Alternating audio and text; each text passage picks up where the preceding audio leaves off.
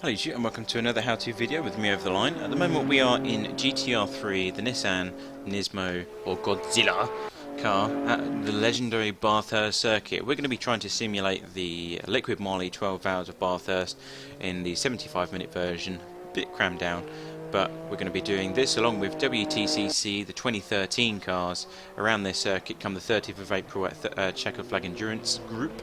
So feel free to join us. A sign up will be required, but we're going to show you guys for this video how to get around the track in a fast and orderly manner, and fingers crossed it will let you get to the front of the grid come race day.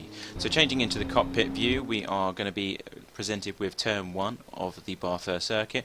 You're going to be braking down between the 100 meter board and the 50 meter board into third gear.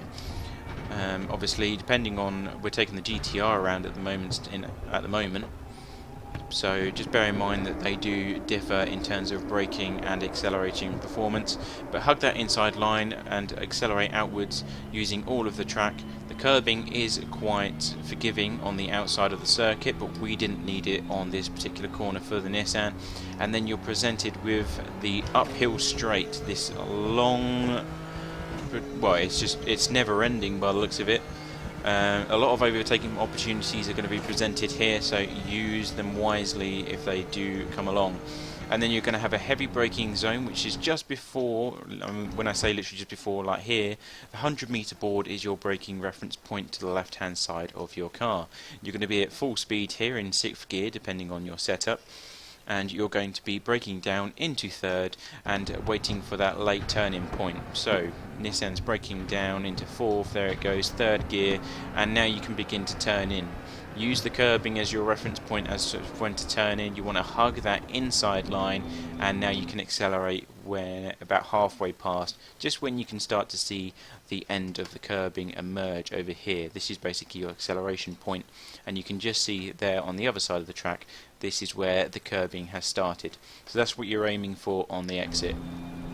Be mindful that obviously everyone knows that Bathurst is very unforgiving at times, especially on the downhill section. It's going to make you cry every time that you go down there at speed, and you're going to need plenty of underwear for when you join us for this race. So just plenty of practice and plenty of understanding what your car can do is the key to winning here. Consistency is going to play a major role. So coming up past the left hand kink, be careful of that tyre of that wall, because it's going to kill you if you hit it, let's face it. And you're in 4th gear. You want to come off the throttle but not apply the brakes, and this is around here when you want to start thinking about, I need to brake for this left-hander, because now you are going up the mountain, as they say. So stay to the right hand side of the track, 3rd gear and 2nd gear as well. Soon after, make sure you change down at low revs and then hug that wall, because this is the best way to get up the hill quickly.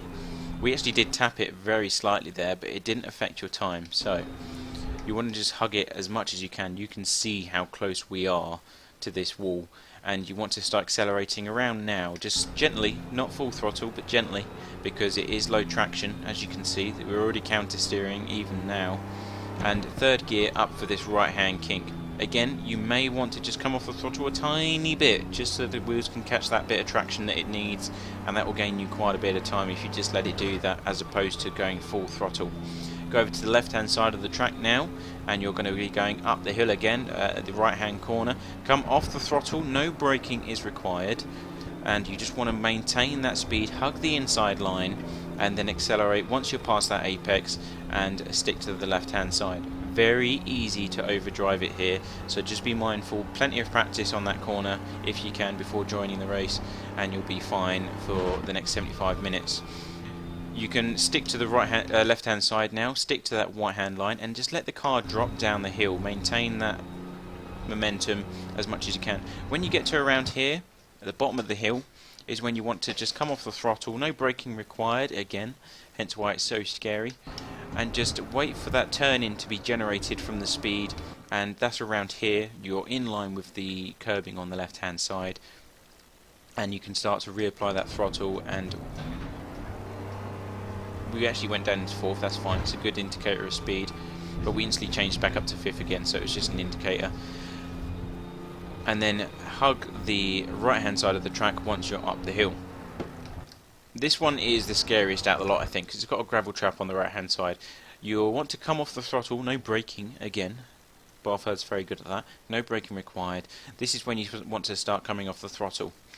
Okay, so just come off the throttle, not fully, but just enough, and just let the car. That will generate so much turning. As soon as the car rebalances itself for the turning downhill, that's when you want to start thinking about reapplying the throttle. Hug that curbing inside line. Let the car just carry the speed through in 5th gear. If you want a reference to speed, use 4th gear, basically just like maximum revs on 4th gear, but it's going to ruin your engine, so just use that as a reference point if you need to. And then you're presented with the scariest part of the circuit, which is that bus stop going down the hill. So the reference point I can probably give you is the banner up above. As you can see, it's in front of the mirror here, but you can see these metal bars here, and there is a sign just above that. Brake just before them, about here, and start to think about decelerating. You don't need a lot of brake for this corner. The trick to it is that you apply the brakes, then you take a bit of the corner, and then when you're able to again, once you feel the car stabilised, then you apply the brakes again. You're never on the throttle, you're never on the brake, if that makes sense. You're kind of just slowing down as and when appropriate, as much as you can. So we're in 5th gear at the moment. Use engine braking as well, that helps. We want to change down into 4th gear. You're braking at this point. Let me just start again, because it's a really tricky one to explain. So you want to brake here. Start braking, start braking, start braking, and then off the brakes, because your car is now turning, it's doing its thing. Down, change into 4th, use that engine braking, and then start to slowly reapply those brakes now. And you want to be in 3rd gear, wait for that change, there it is. You're still braking and starting to come off the brakes, because it's starting to turn in again. You don't want them to be impeding your stability. And another gear change into 2nd. Not applying the throttle again, just slightly trying to maintain that speed, and you're free. And now you can breathe, because that is the scariest, the most tricky part of this track that you're going to have to master every time you come back down to that mountain. You're now coming down the hill, back towards the pit straight again, and just accelerate, full steam ahead until you get to around this point. Come off the gas pedal, let the car carry its speed through, just hug that right hand side of the corner, or the circuit rather, because you're going to be going left and downhill. This is probably the most important part of the circuit, because you're going onto the downhill straight, which is where you're going to get all that momentum. So you're braking at this point here, this is probably your braking point here, and it is not full slam on the brakes. Again, Bathurst is very good at spinning people out that do that, unless you've got a setup that will allow you low pressure. So 3rd gear, braking, 2nd gear, and come off the brakes about halfway now, and you should be fully off by now. So it's just a gradual release of the brake, and you want to hug this inside wall, and then that will give you the best line onto the back straight as much as possible. And that is where the power of Godzilla will come into effect, and you just power down this straight.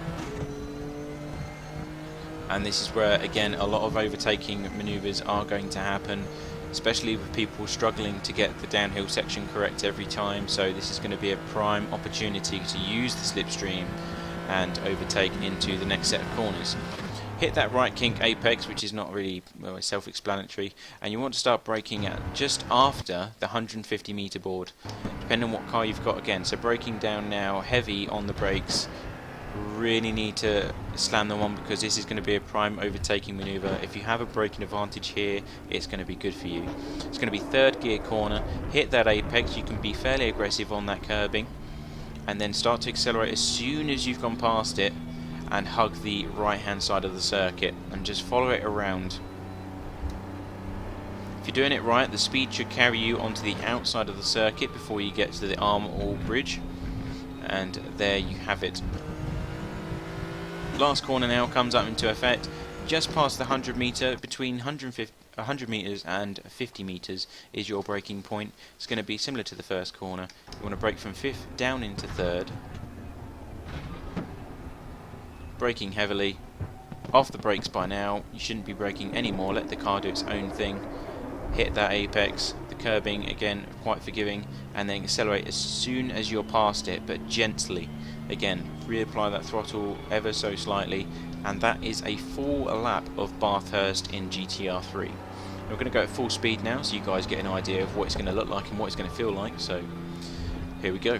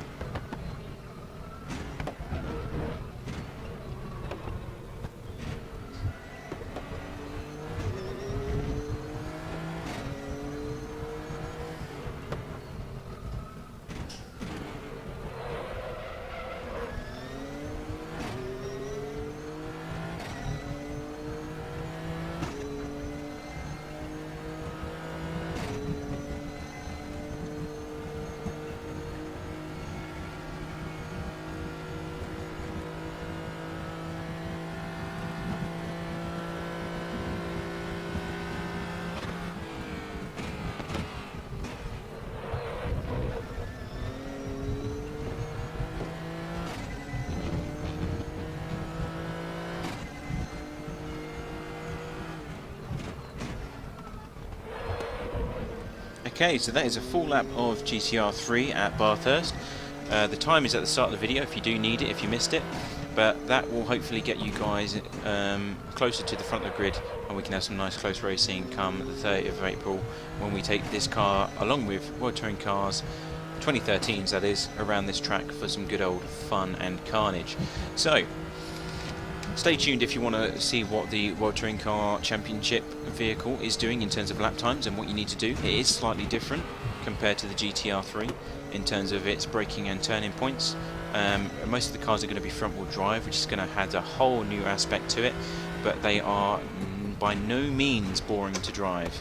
So stay tuned if you want that, and thank you for watching if you're just here for the GT3, and I will see you next time. Okay, and welcome to the World Touring Car Championship 2013 BMW E9320 Touring Car. That was a bit of a mouthful.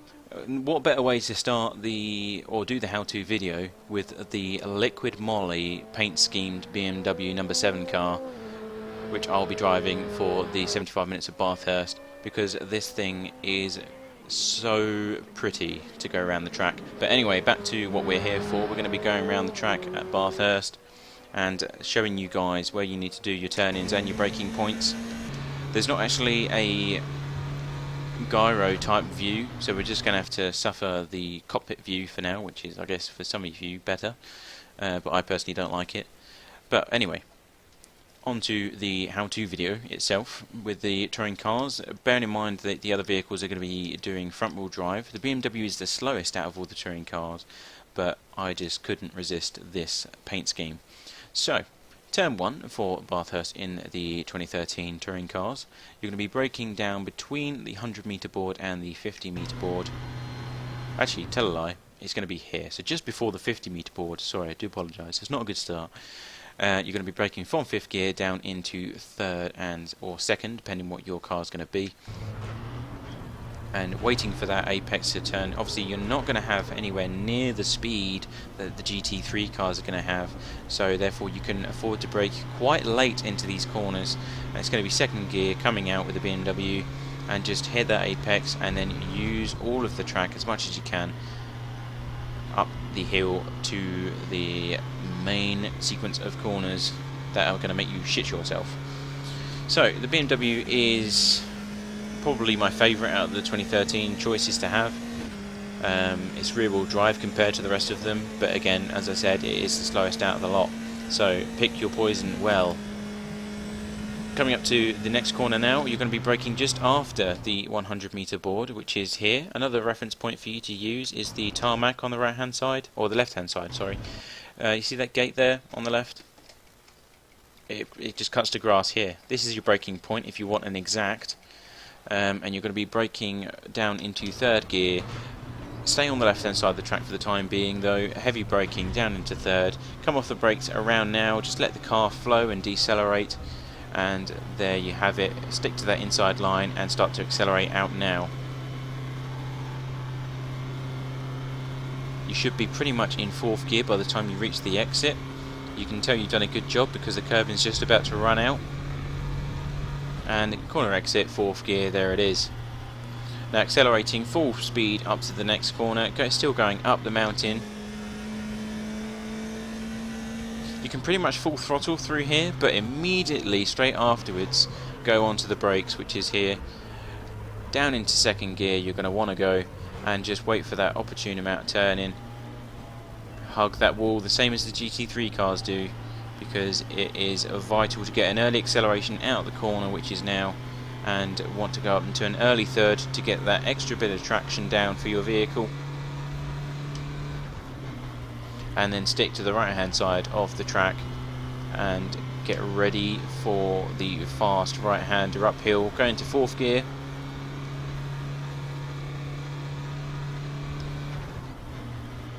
No braking required for that last section of corners there, and just literally a tiny bit of half throttle. And when I say half throttle I mean it, because that's all you're going to need with the default setup anyway, and enough to carry the car over to the left hand side of the track as you go up the hill, and you should be full throttle pretty much through that corner.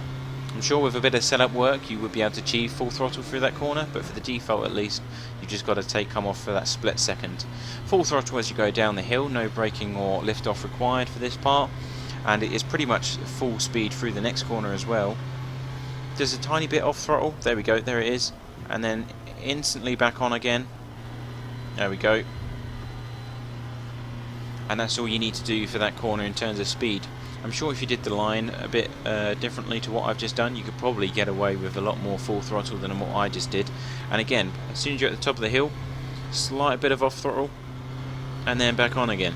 That's all you need. These cars have not got a lot of power, so you can pretty much just full throttle for that entire section of corners. Went onto the bit of the grass there, that just shows how much on limit we are with this thing, maintaining that high speed, but it is a good example for you to follow. Same with the GTR3s, your braking point is going to be here, the scariest part of the track that you're going to have to get right pretty much every time for 75 minutes, and it is going to be here. Braking late, change into fourth, because you're not using all the fifth gear as it is by the time you get to this point. Maintain the speed, down again into third, keep braking. It's a lot scarier in fast mode, trust me, it doesn't look so intimidating now.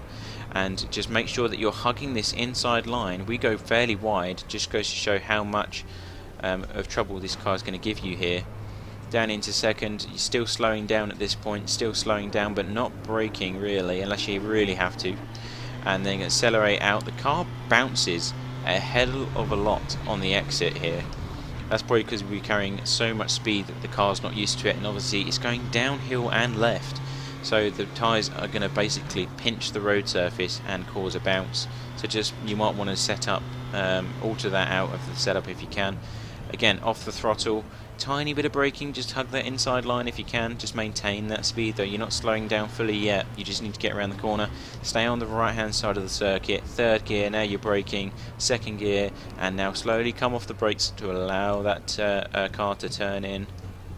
Hug that inside line, that Falcon Blue sponsorship, and then start to accelerate out once you feel confident that you're not going to hit the wall on the right hand side.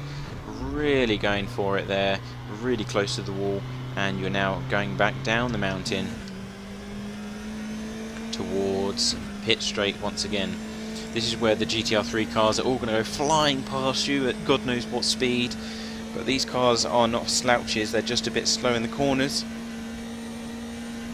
but you are going to get absolutely bombed by about God knows how many GT3 cars. 18 are going to be in the session, but this is where you have an advantage over everyone else, because this is your braking zone for turn whatever it is, 100 meter board on the right hand side, compared to the 150 meter board for the GT3. It just goes to show how much speed difference you're going to be doing when you get to this corner. 50 meters difference in braking performance is quite a bit in terms of overall speed. So braking down now, braking down from 6th into 3rd. It's going to be a fairly late apex. Start turning in now. You shouldn't be on the brakes anymore at this point, and just hit that curbing and let the car just carry the speed over to the right hand side, accelerating out once you pass that curbing as well, and let the car just accelerate full throttle until you get to the left hand side of the circuit, and then you go under the Armoural Bridge and go to the right hand side of the circuit, where you're presented with the last corner, where the braking point is going to be just before the 50 meter board on the right hand side. Braking down into 2nd gear, come off the brakes now, turn it in, hit that curbing if you can, not too much though, otherwise you don't want to unsettle the car too drastically, and then accelerate out once it is clear that you're not going to be going straight on into the barrier. And that is a full lap with World Touring Cars, the 2013 edition, at least in the BMW as it is anyway. So we're going to go for normal speed. I don't know what that noise was. Going to go normal speed now to show you guys what it's going to look like and feel like.